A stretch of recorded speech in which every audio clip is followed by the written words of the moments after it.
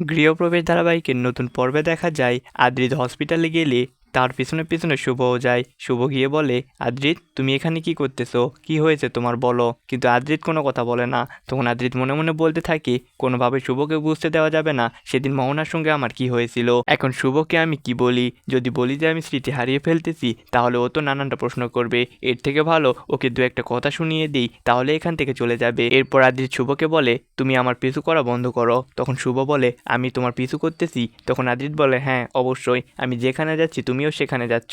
আচ্ছা, আমি যেখানেই যাই না কেন তোমাকে কি সব কিছু বলে আসতে হবে? তুমি বাড়িতে কি করো না করো আমি কি কখনো জিজ্ঞেস করেছি? আর কখনো কি জানতে চেয়েছি? একটা কাজ করো, তুমি হয় আমাকে বাড়িতে রাখো নয়তো সিকিউরিটি গার্ড রাখো, তাহলে আমি কোথায় যাচ্ছি কি করতেছি সব কিছু জানতে পারবে।